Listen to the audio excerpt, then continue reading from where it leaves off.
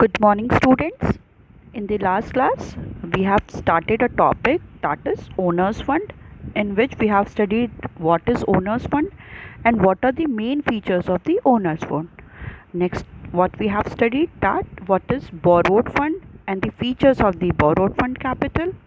Next, we have studied what is the basic difference between the Owners Fund and the Borrowed Fund, and what are the different sources of the raising finance, and on the basis of the ownership. So it is divided into the two, the Owners Fund and the Borrowed Fund, and in which we have started the first source of the sources of the Owners Fund, that is equity shares. Okay, so we have also studied what is the shares, what is the equity shares, and the features of the so today we are going to study what are the different basic features of the equity shares. Okay, so let's start.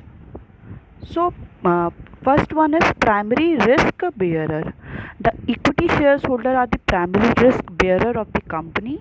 In case the company suffers losses, then equity shareholder have to bear the loss. The due payment is given to the creditors before paying the equity shareholder.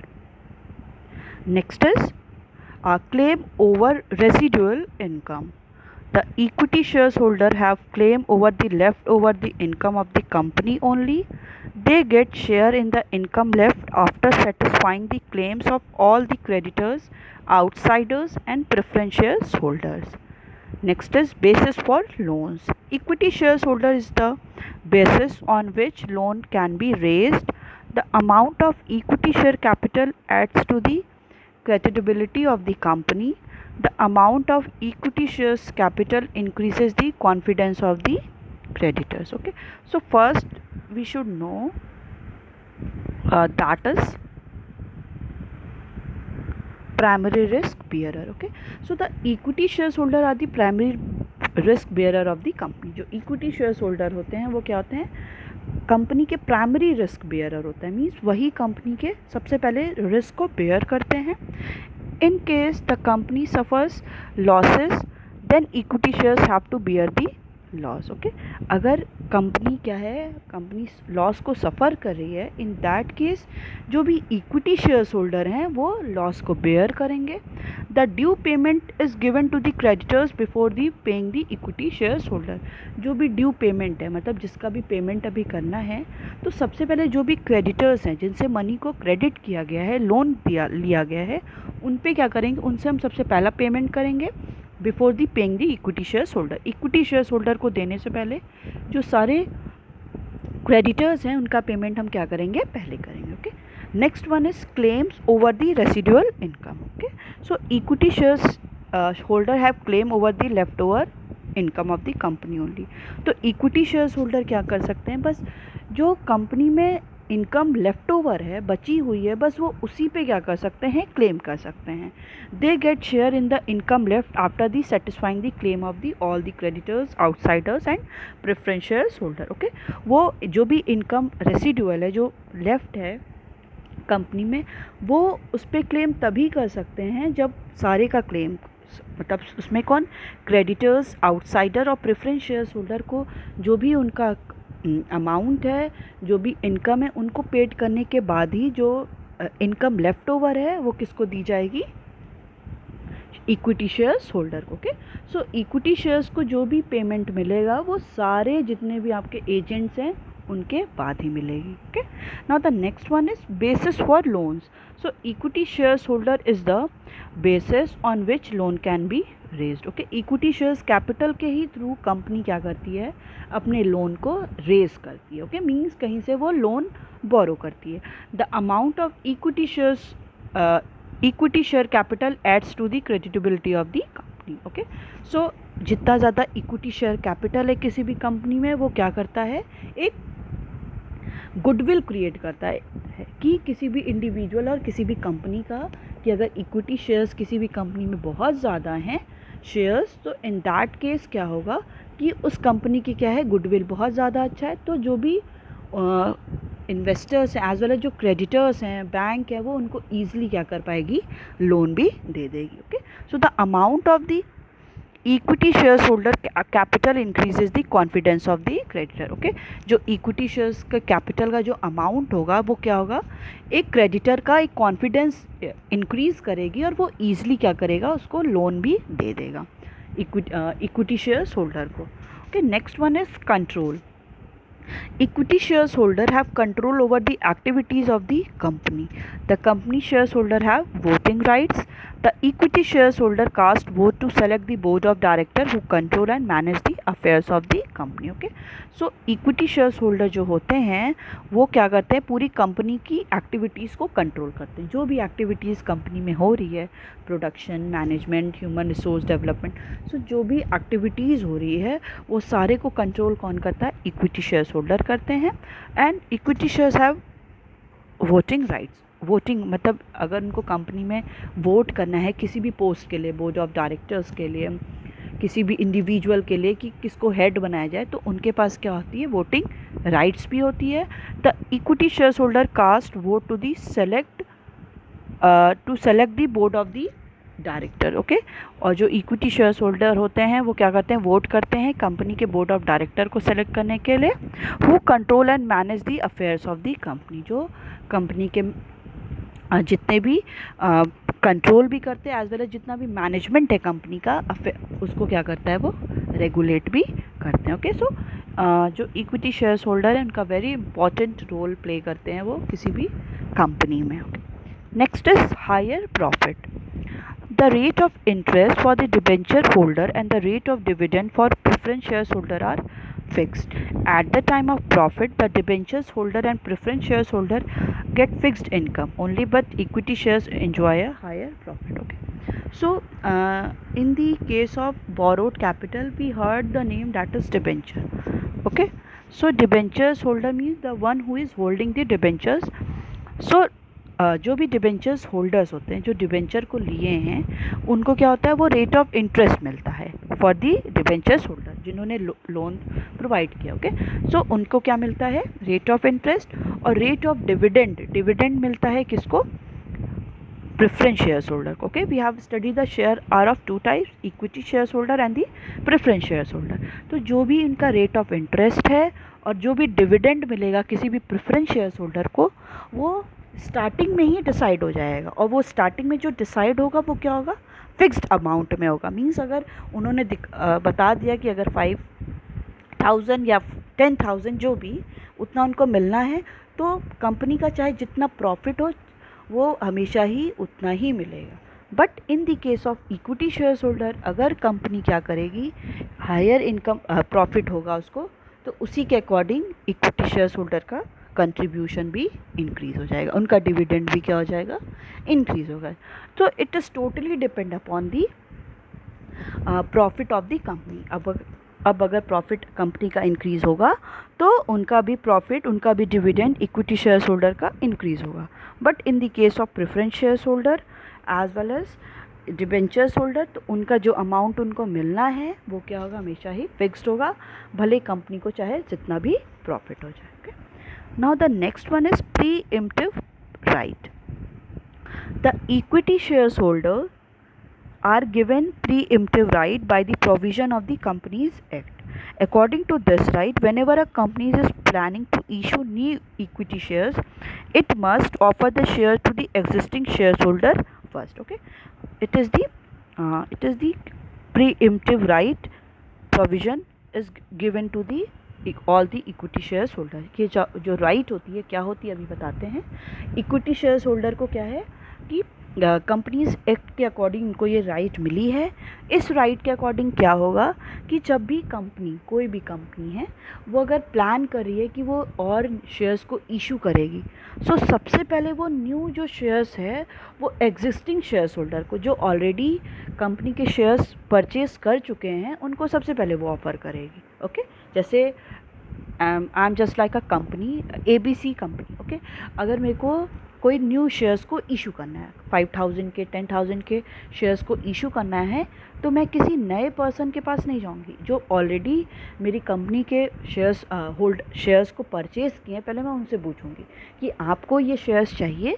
अगर वो बोलेंगे नहीं, तो फिर मैं क्या कहूँगी, normal public और अदर इक्विटी मतलब अदर जो भी पब्लिक है उन पे क्या करूँगी, उनको ऑफ़र करूँगी। Okay, so if existing shares holder refuse to buy the new issue, then only company shall offer these shares to the general public. Okay, जब एग्जिस्टिंग इक्विटी शेयर्स होल्डर क्या करेंगे, रिफ्यूज़ कर देंगे कि उन्हें ये शेयर्स नहीं चाहिए, तो क्या करेगी कंपनी, डायरेक्टली जाएगी जनरल पब्लिक के पास। ओके, जनरल पब्लिक के पास जाएगी और उनको क्या करेगी, ऑफर करेगी। This right protect the controlling right of the equity shares holder. Okay, इससे क्या होगा, जो भी राइट है किसी भी कंपनी का और द इक्विटी शेयर्स होल्डर का पूरा एक राइट क्या होगा, उनको जो भी राइट मिला है कंट्रोल करने का, प्रॉफिट का, ये सारा उसका क्या हो जाएगा, इक्विटी शेयर्स होल्डर का प्रोटेक्टेड रहेगा। ओके, उनको किसी भी एक लॉस की और किसी भी टाइप की फियर की कोई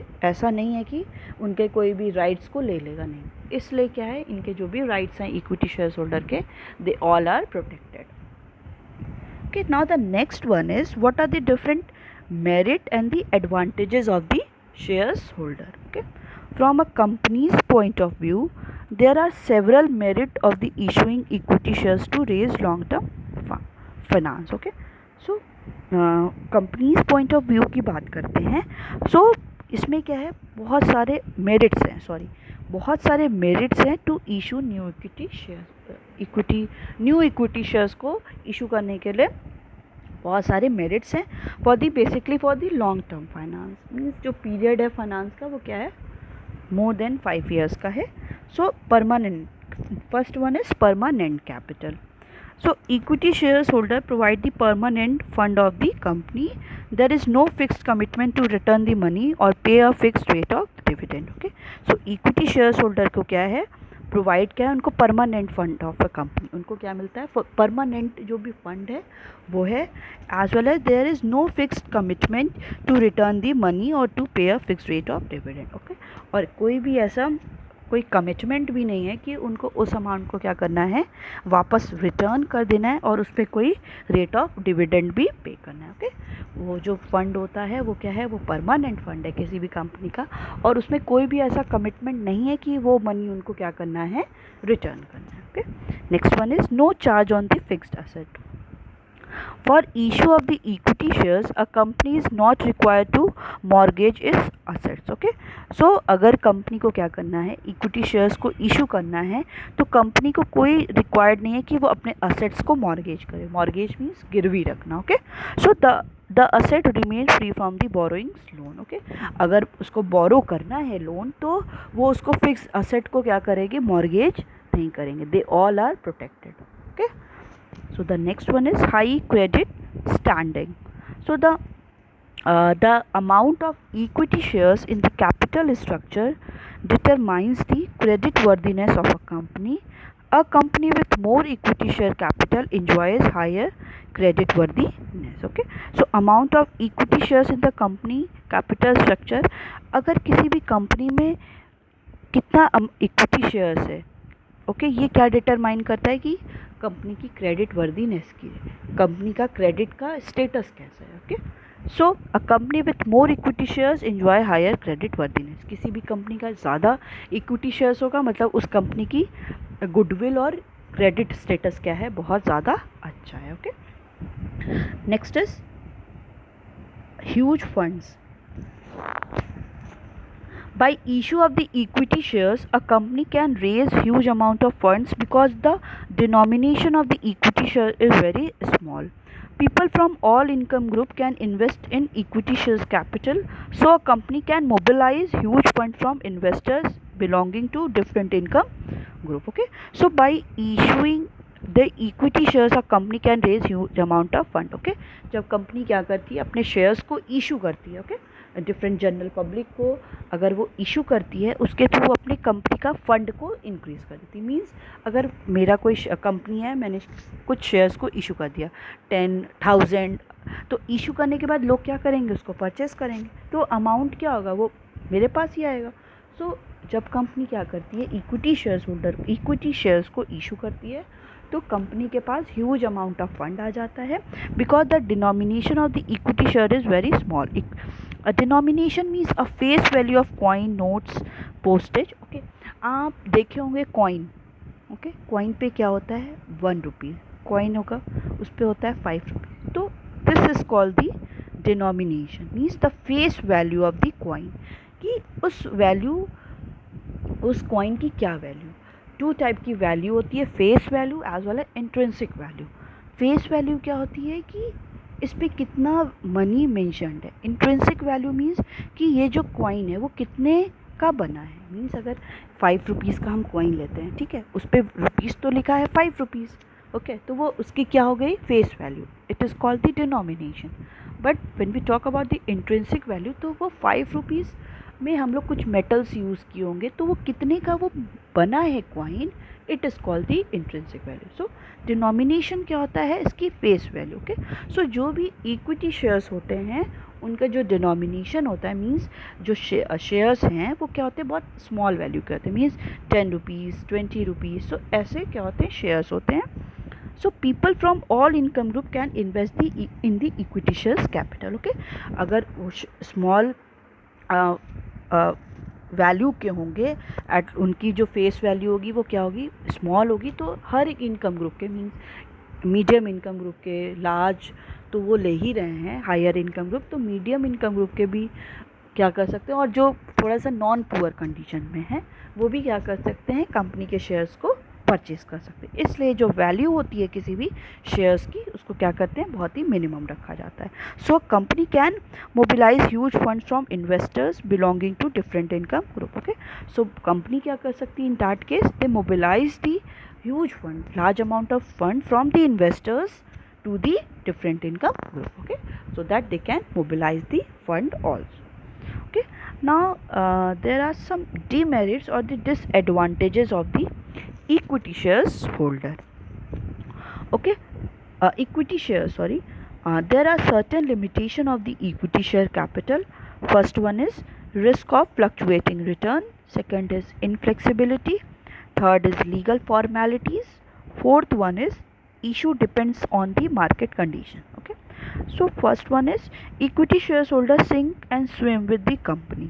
At the time of adversity, equity shareholders have to suffer loss and get no return or very low return.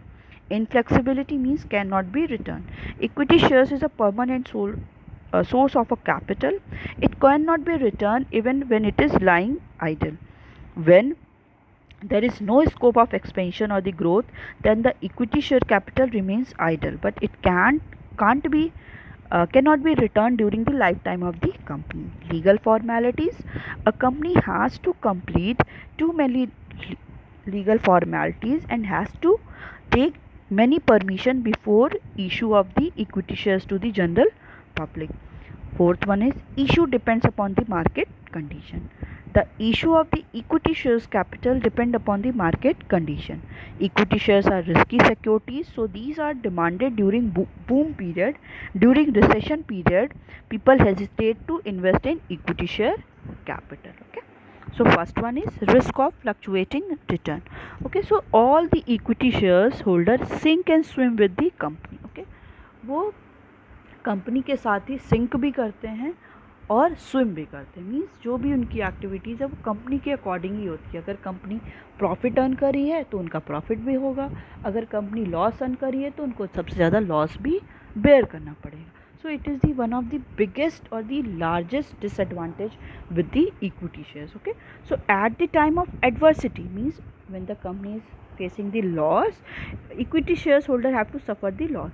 जो भी इक्विटी शेयर्स होल्डर हैं उनको क्या करना पड़ता है, लॉस को सफ़र करना पड़ता है एंड गेट नो रिटर्न और वेरी लो रिटर्न। और उन्हें इन that condition they will get इधर नो रिटर्न और दी वेरी लो रिटर्न। उन्हें या तो एकदम ही रिटर्न नहीं मिलता और मिलता भी है तो बहुत ज़्यादा लो होता है। तो जो भी एक्टिविटीज़ हैं इक्विटी शेयर्स होल्डर की, वो कंपनी के साथ ही सिंक भी करती है, डूबना भी है और उसी के साथ स्विम भी करती है। ओके, उन्हीं के अकॉर्डिंग उनका प्रॉफिट भी होगा और कंपनी के अकॉर्डिंग ही उनका लॉस होगा। तो लॉस होगा तो सबसे ज़्यादा लॉस किसको बेयर करना पड़ता है? Equity shares holder. Okay, now the next one is inflexibility, which means can't be returned. So equity shares is a permanent source of capital, as we already studied in the features as well as merit. So it cannot be returned even when it is lying idle. Okay, so ये permanent source होता है capital का. So इसको क्या है, company क्या करती, कभी भी रिटर्न नहीं करती. Even when it is lying idle means उसका अगर वो यूज़लेस भी है, वो उसका यूज़ नहीं भी हो रहा है, तो भी कंपनी क्या करती है, उसे वापस नहीं करती, because it is the permanent source of capital, कि वो कभी भी उसको यूज़ कर सकते हैं. बट अगर उनको वो उसका यूज़ नहीं हो रहा है, तो इन दैट केस कंपनी क्या करती है, कभी भी उस मनी को और उस शेयर्स को वापस नहीं करती है. When there is no scope of expansion और द ग्रोथ, अगर कोई भी कंपनी का कोई भी एक्सपेंशन और ग्रोथ का भी ऑप्शन नहीं है, the equity shares capital remain idle. जो भी इक्विटी शेयर्स कैपिटल है वो स्टिल क्या होंगे, वो यूजलेस ही रहेंगे. But it can't be return during the life time of the company. But वो क्या है, कभी भी रिटर्न नहीं होंगे during the life time of the company. Company का चाहे वो 10 ईयर चले, वो 100 ईयर चले, वो कभी भी वो मनी क्या होगा, वो वापस नहीं होगा. Next is legal formalities. So company has to complete too many legal formalities and has to take many permission before the issue of the equity shares to the general public. Okay, so company को क्या करना पड़ता है, बहुत सारे legal formalities को complete करना पड़ता है. मीन्स पेपर वर्क, बहुत सारा परमिशन लेना पड़ता है. So they have to take many permission. Okay, उनको बहुत ज़्यादा परमिशन लेना पड़ता है before issuing the equity shares to the general public. General public को शेयर्स को इशू करने से पहले परमिशन भी लेना पड़ता है, as well as they have to follow the some and too much legal formalities. Next one is issue depends upon the market condition. Okay, issue जो भी शेयर्स को इशू करना है वो ये इस पर भी डिपेंड करता है कि मार्केट की क्या कंडीशन है. मीन्स मार्केट क्या बेटर कंडीशन में है, मीन्स मार्केट इंक्रीज़ हो रहा है, डेवलपमेंट हो रहा है, ग्रोथ हो रहा है, और मार्केट क्या है, लॉस में जा रहा है. तो अगर लॉस में जाएगा तो कोई भी उसको परचेज़ नहीं करना चाहेगा. क्यों कोई अपना पैसे मनी को इन्वेस्ट करे और अल्टीमेटली लॉस हो जाए.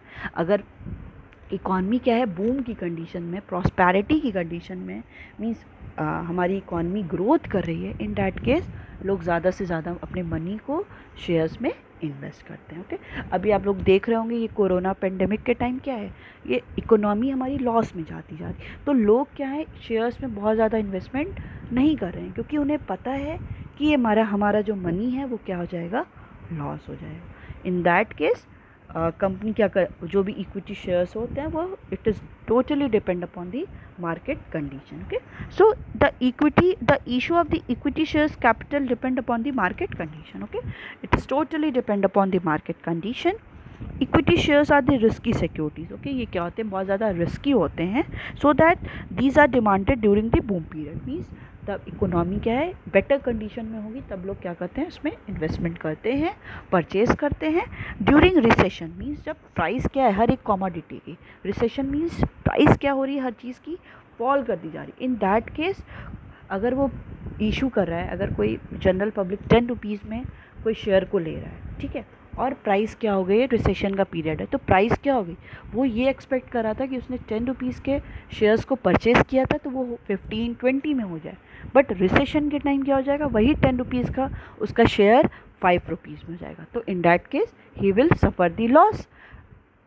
For that purpose every individual, all the general public want to invest their money in the case of boom period, not in the case of recession period. Okay, so people hesitate to invest in equity shares capital. तो people क्या होते हैं, वो hesitate करते हैं अपने money को invest करने के लिए in the recession period. Okay, so it is the basically the all the equity shares. Now the next one is, we have studied that there are two type of shares. First one is equity, second one is preference. Okay, so we have completed the equity. Now the second one is preference shares holder. It is also the long term finance. Preference shares are those shares which get preference over the equity shares.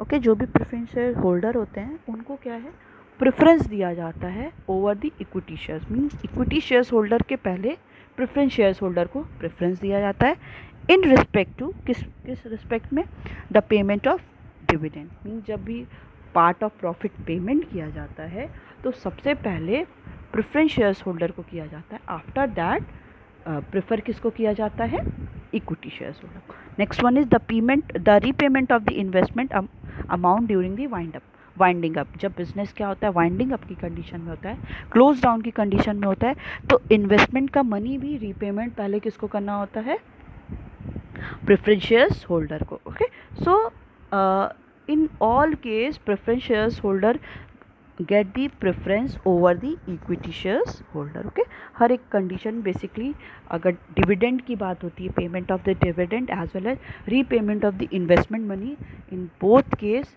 Preference shares holder get the preference over the equity shares holder. So first one is now the next one is what are the features of the preference shares. Preference shares के features क्या हैं? So the main feature of the preference shares holder are the fixed rate of dividend. Okay, so preference shares holder get a fixed rate of dividend before paying dividend to equity shares holder. तो company क्या करती है, जो भी preference shares holder हैं उनको rate of dividend means अगर company profit earn करती है तो उसका पार्ट ऑफ प्रॉफिट क्या है, ये शेयर्स होल्डर को पेड किया जाता है। तो प्रेफरेंस शेयर्स होल्डर को पहले प्रेफर किया जाता है as comparison to equity shares holder, और जो भी उनका अमाउंट है वो क्या होगा, वो स्टार्टिंग में ही डिसाइड हो जाएगा कि 6% लेंगे या 10% लेंगे। So it will not be change weather the company is incurring too much profit. Okay, company बहुत ज़्यादा प्रॉफिट भी इनकर करी है तो ये जो रेट है वो परमानेंट फिक्स्ड होगा, उसमें कोई भी चेंज नहीं होगा। Okay, next one is no security. Companies do not offer any security against the preference shares. The preference share capital is a part of the owner's fund capital. Next one is voting right. The preference shares holder do not get voting rights under the general condition. However, the preference shares holder get voting right if the dividends are not paid for 2 years or more. Next one is hybrid security. Preference shares are also called hybrid securities as these shares have the features of the equity shares as well as the features of the debentures. Like equity shares, preference shares get dividend only when company is earning profit, and like debentures, preference shares get a fixed rate of return. Okay, so no securities. Companies do not offer any security against the preference shares. Okay, company को कोई भी security offer करने की, there is no need to offer the any kind of securities against the preference shares. The preference shares capital is the part of the owners fund capital. ये क्या होता है, owners का फंड का एक part होता है। So in this case there is no need of any kind of security, as we already studied in the case of owners fund there is no need of any kind of security. Okay, so next one is voting right. The preference shares holder do not get the voting right. Okay, अभी हम लोगों ने equity shares holder में पढ़ा था कि equity shares holder को क्या होता है, they have right to vote as well as they have also elected the board of director, but in the case of preference shares holder they do not have any kind of voting right under the general condition. General condition में उन्हें normal condition में कोई भी voting right नहीं है. However the preference shares holder get voting right if the dividend are not paid for 2 years और more, और they have right to vote in that condition when the dividend, जब भी dividend क्या है paid नहीं होगा फॉर द 2 years और the मोर. जब कोई भी डिविडेंड 2 years और the more than 2 years dividend paid नहीं होगा, in that case they are able to give the vote and they have the voting rights. Okay, now the next one is hybrid security. Hybrid means a mixture or the combination. Okay, so preference shares are called the hybrid securities. Okay, so preference shares is also called the hybrid securities because it has the both feature, it has the combination as well as the features of the both. What is equity shares as well as the debentures. Okay, जो भी preference shares होते हैं उनको हम लोग hybrid securities भी बोलते हैं. क्यों? क्योंकि as these shares have the features of equity shares as well as features of debenture. इनके पास equity shares की भी features हैं as well as they have the features of the debentures also. So like equity shares, preference shares get dividend only. Okay, equity shares की तरह इन्हें क्या मिलता है, dividend मिलता है only when company is earning profit. जब profit earn करेगी, in that case they will get the dividend, and like debentures, preference shares, they get a fixed rate of return. Okay, और in for like the debentures holders, preference shares को क्या है, fix rate of return है. जो return मिलना है वो क्या है, वो फिक्स्ड है. और जो भी वो डिविडेंड पाएंगे तो वो कैसे है कि अगर कंपनी प्रॉफिट करेगी then he will get the any kind of dividend. Okay, so it is the it is the features of the preference share, advantages and the